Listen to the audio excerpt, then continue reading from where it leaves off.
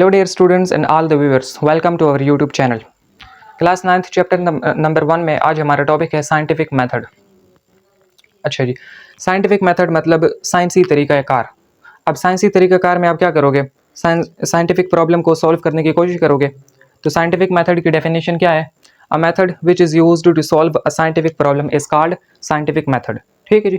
अच्छा, अब देखो ना जी, रोज़मर्रा ज़िंदगी में बहुत सारे मसाइल का सामना हमें करना पड़ता है। आपके घर में चोरी हो गई तो ये एक मसला है। इसी तरह आपके भाई के साथ लड़ाई हो गई, ये भी एक मसला है। आपका कोई अगर बिल्ली पाली है, बिल्ली गुम हो गई, ये भी मसला है। बहुत सारे मसाइल हैं, ये सब के सब मौशी मसाइल तो हैं, लेकिन साइंटिफिक मसाइल नहीं है। ठीक है जी, ये साइंसी मसला नहीं है। साइंसी मसला क्या होगा? कुछ अर्से पहले अभी कोविड-19 गुजरा है, तो अब कोविड-19 एक ग्लोबल प्रॉब्लम था, वो उसे आप एक साइंटिफिक प्रॉब्लम कह सकते हो। ठीक है, तो मेनली इस टॉपिक में हमने डिस्कस करना है, ये एक लॉन्ग टॉपिक है, इसके कोई 6 स्टेप्स हैं कि हमने डिस्कस करना है कि एक साइंसी मसला, ठीक है, एक साइंटिफिक प्रॉब्लम को आप किस तरह डील करते हो। सबसे पहले आप कौन सा स्टेप लोगे, फिर उसके बाद कौन सा, फिर उसके बाद इस तरह कौन कौन से स्टेप्स हैं जिसके ज़रिए से साइंसदान किसी साइंटिफिक प्रॉब्लम को सॉल्व करने की कोशिश करते हैं। ठीक है जी, तो ये हमारा मेन टॉपिक है। अब क्योंकि फ़िलहाल आप ये टॉपिक फिज़िक्स में भी आपका यही टॉपिक आएगा। फ़िलहाल आप बायो में पढ़ रहे हो तो आप बायोलॉजिकल प्रॉब्लम से रिलेटेड देखोगे। अब बायोलॉजिकल प्रॉब्लम्स में क्या हो सकता है? मुख्तलिफ़ बीमारियों का इलाज आप ढूँढने की कोशिश करते हो। कोई बीमारी है, जिस तरह कोविड-19 गुज़रा है, उससे पहले भी बहुत सारी तारीख़ में बीमारियाँ गुज़री हैं। मलेरिया से आपको पता है बहुत बहुत तबाही हुई है। इसी तरह काफ़ी सारी बीमारियाँ थीं, मीज़ल्स, मम्प्स और ये स्मॉल पॉक्स और काऊ पॉक्स। तो ये सारी की सारी बीमारियाँ थीं जिनके मसाइल को साइंसदानों ने इसी साइंटिफिक मेथड के ज़रिए से सॉल्व करने की कोशिश की थी। ठीक हो गया? तो साइंटिफिक मेथड के अब कुछ स्टेप्स हैं। सबसे पहला स्टेप क्या होगा? पहला स्टेप है जी रिकॉग्निशन। रिकॉग्निशन मतलब पहचानना। रिकॉग्निशन किस चीज़ को? Recognition of scientific problem.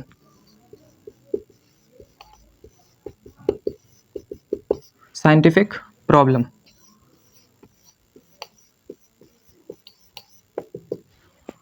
Recognition of scientific problem क्या मतलब हुआ कि जो साइंटिफिक प्रॉब्लम है, पहले सबसे पहले काम आप ये करोगे कि उसको रिकॉग्नाइज करोगे, उसको पहचानने की कोशिश करोगे, उसको आइडेंटिफाई करोगे। क्या करोगे? आइडेंटिफाई करोगे या फिर डिफाइन करोगे। आइडेंटिफाई या डिफाइन। ठीक हो गया जी। शिनाख्त करोगे कि साइंटिफिक प्रॉब्लम कौन सी है। मिसाल के तौर पर आपकी बुक में मिसाल डिस्कस की गई है कि मैं आपको कहता हूँ जी कि ये कोई रीजन है, कोई जंगल है। अब जंगल में एक स्पेसिफिक एरिया है जहाँ पर जो पौधे लगे हुए हैं उनकी ग्रोथ बहुत ज़्यादा है, वो टालर हैं बनिस्बत बाकी जंगल के प्लांट्स के। ठीक है, तो अब आप सोचोगे कि इसके पीछे कौन सा फैक्टर है जो कि इसकी ग्रोथ के लिए रिस्पॉन्सिबल है। ठीक हो गया। स्पेसिफिक जगह पे जो प्लांट्स लगे हैं उनकी ग्रोथ यूजुअल मतलब आम ग्रोथ आम प्लांट से ज़्यादा हुई है। तो अब आप सोचोगे कि इसके पीछे कौन कौन से फैक्टर्स हैं। What are the factors behind that phenomena which are responsible for the increase growth of these plants. ठीक हो गया। तो ये आप पहले स्टेप आ गया कि आपने रिकॉग्नाइज करना है बायोलॉजिकल प्रॉब्लम को या साइंटिफिक प्रॉब्लम को। अगला काम रिकॉग्निशन के बाद दूसरा स्टेप आता है ऑब्जर्वेशन।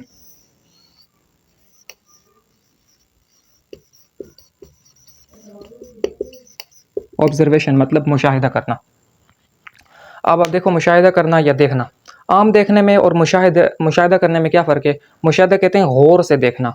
मिसाल के तौर पर आप मुझे देख रहे हो, अगर मेरी बात आपको समझ आ रही है तो इसका मतलब आप मुशाहिदा कर रहे हो, मुझे गौर से देख रहे हो। ठीक है, लेकिन अगर मेरी बात समझ नहीं आ रही तो फिर आप वैसे ही देख तो रहे हो लेकिन आपका जहन किसी और तरफ है। अमूमन क्लास में इसी तरह होता है कि बहुत सारे बच्चे बैठे होते हैं, उन्हें बात समझ क्यों नहीं आती? क्योंकि वो बोर्ड की तरफ फोकस नहीं कर रहे होते और उनके दिमाग में पीछे सोशल मीडिया चल रहा होता है और रात को अगर कोई फ़िल्म देखी है तो उसकी कहानी चल रही होती है। इसी वजह से फिर चीज़ें समझ नहीं आती। ठीक हो गया। तो मुशाहिदा करना मतलब गौर से ऑब्ज़र्व करना चीज़ को कि ये मसला आ गया है, साइंटिफिक प्रॉब्लम है। अब सबसे पहले आपने साइंटिफिक प्रॉब्लम की रिकॉग्निशन की, उसे पहचान लिया। अगला स्टेप क्या था? ऑब्जर्वेशन करना। अच्छा, अब ये मुशाहिदा आप कैसे करोगे? चीज़ों को ऑब्ज़र्व कैसे करते हो? तो आपको पता है हमारे पास सेंसरी ऑर्गन्स हैं। सेंसरी ऑर्गन्स या फिर हम सेंस ऑर्गन्स भी कहते हैं। आपके पास फाइव सेंसेस का नाम सुना है ना? 5 सेंसेस मतलब आप चीज़ों को देखकर ऑब्जर्व कर सकते हो, ठीक है, देखना एक सेंस हो गई। आप चीज़ों को स्मेल करके ऑब्जर्व कर सकते हो, इसी तरह आप चीज़ों को टेस्ट करके ऑब्जर्व कर सकते हो, सुनकर और छूकर। तो ये 5 सेंसेस हैं आपके पास, देखना, सुनना, ठीक है, टेस्ट करना, सूंघना और टच करना, ठीक हो गया। तो ये सारी की सारी जो 5 सेंसेस हैं, इनके ज़रिए आप उस साइंटिफिक प्रॉब्लम को ऑब्जर्व करने की कोशिश करते हो। अच्छा, अब इसमें 2 टाइप्स के ऑब्जर्वेशंस होती हैं। ऑब्जर्वेशंस 2 तरह की होती हैं, एक होती है क्वालिटेटिव और दूसरी है क्वांटिटेटिव। क्वालिटेटिव का मतलब क्या है? मायार बताना, और क्वांटिटेटिव का मतलब मिकदार, ठीक है। इधर मायार और इधर मिकदार। क्या मतलब? इधर आपने देखना है कोई चीज़ कितनी अच्छी है या कितनी बुरी है, किसी चीज़ का वज़न कितना ज़्यादा है या कितना कम है, कोई चीज़ हल्की है, भारी है, ठीक है, खूबसूरत है, बदसूरत है। तो ये सारा कुछ जो मैं आपको बता रहा हूँ, ये सिर्फ उसका मायार बता रहा हूँ, क्वांटिटी मिकदार नहीं बता रहा।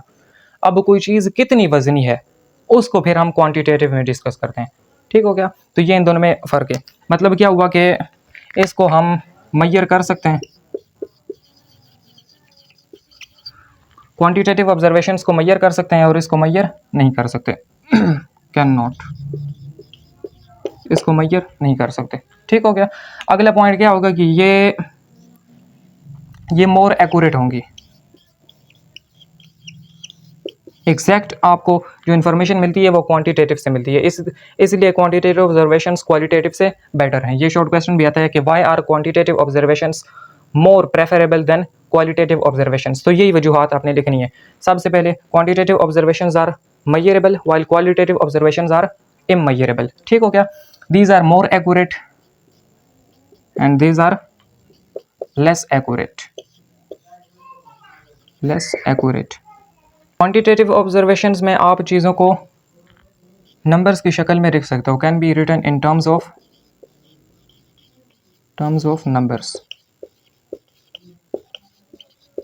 नंबर्स, ठीक है। लेकिन इनको आप नंबर्स की शक्ल में नहीं लिख सकते हो, can not be written in terms of numbers, ठीक। अच्छा, ये क्या है? ये इनवेरिएबल है या फिक्स्ड कह दो, ये फिक्स्ड है बल्कि, और ये क्या है? ये वेरिएबल है, इनकी वैल्यू चेंज हो सकती है।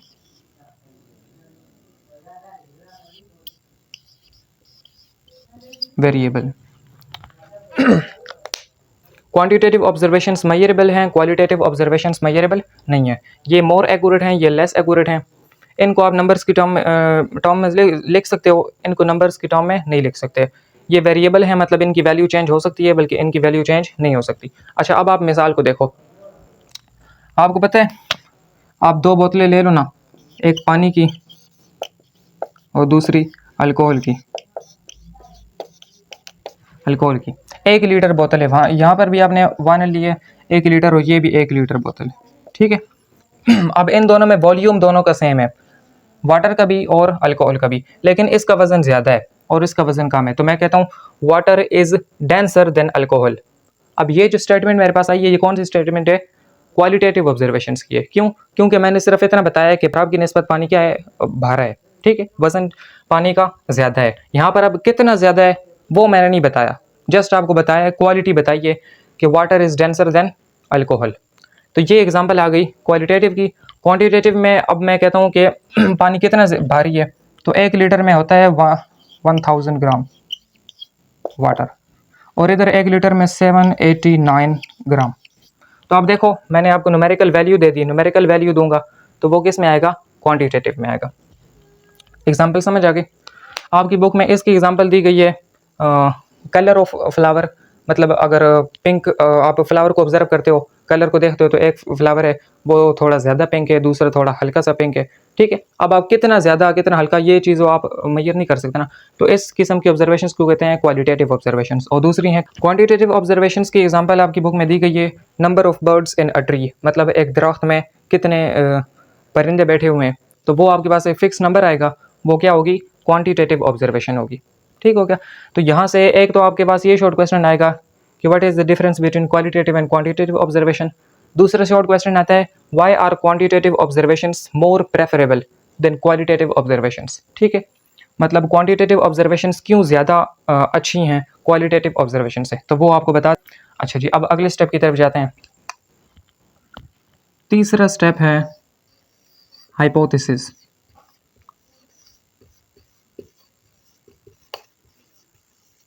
हाइपोथेसिस सबसे पहले आपने साइंटिफिक प्रॉब्लम को पहचाना, रिकॉग्नाइज़ किया, उसके बाद उसकी ऑब्जर्वेशन की, उसके मुशाहदात किए।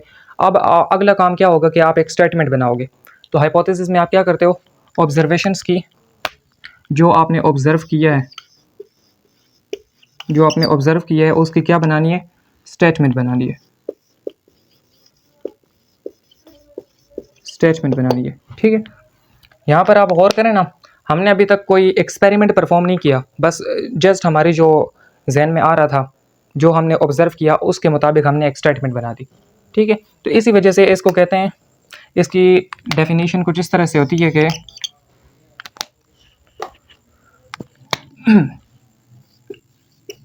Tentative explanation of observation. Tentative explanation of observation मतलब जो मुशाहिदात आपने किए हैं उसकी एक्सप्लेनेशन करनी है, एक्सप्लेनेशन करनी है, उसकी वजाहत करनी है, और उसके नतीजे में आपके पास क्या आएगी, एक स्टेटमेंट आएगी। अब ये स्टेटमेंट क्या है, ये प्रपोज्ड स्टेटमेंट है। कौन सी, प्रपोज्ड, मतलब इसको गलत साबित किया जा सकता है। ये स्टेटमेंट सही भी हो सकती है, गलत भी हो सकती है। ठीक है, प्रपोज्ड का मतलब ये है। टेंटेटिव का मतलब ख्याली, मतलब आपने अपनी जहन सलाहियत से काम लिया, कोई स्टेटमेंट आपने बना दी। तो हाइपोथेसिस में कोई एक्सपेरिमेंटल बेसिस उस स्टेटमेंट के पीछे नहीं है। ठीक हो गया। अच्छा, बायोलॉजिकल प्रॉब्लम को सॉल्व करने के लिए आप ज़रूरी नहीं है कि एक ही सिंगल स्टेटमेंट बनाओ। स्टेटमेंट आपकी सिंगल भी हो सकती है, सिंगल भी हो सकती है और एक से ज़्यादा भी हो सकती हैं। ठीक है, मोर देन वन भी हो सकती है, मोर देन वन। ज़रूरी तो नहीं है ना कि एक मसले के बारे में आपका जहन सिर्फ कोई एक ही स्टेटमेंट बनाए, मुख्तलिफ ख्यालात आपके जहन में आएंगे तो मुख्तलिफ स्टेटमेंट्स बन सकती हैं। ठीक हो गया। अच्छा, अब जो स्टेटमेंट आपके पास आई है ना, इसकी कुछ खसूसियात हैं, कैरेक्टरिस्टिक्स ऑफ हाइपोथेसिस। ये अगला शॉर्ट क्वेश्चन आपसे पूछा जा सकता है कि हाइपोथेसिस जो आपने स्टेटमेंट बनाई है उसकी कौन कौन सी खसूसियात हैं, तो उनकी तरफ आप देखो। सबसे पहले तो ये है कि वो प्रपोज्ड स्टेटमेंट है, प्रपोज्ड स्टेटमेंट। प्रपोज्ड स्टेटमेंट का मतलब ख्याली स्टेटमेंट है, ख्याली बयानिया है, उसके पीछे कोई एक्सपेरिमेंटल बेसिस नहीं है। अगली बात यह है कि वो मैच करें, मैच विद ऑब्जर्वेशंस, ऑब्जर्वेशंस के साथ जो आपने स्टेटमेंट बनाई है वो मैच होनी चाहिए, ऑब्जर्वेशंस के साथ मैच होनी चाहिए।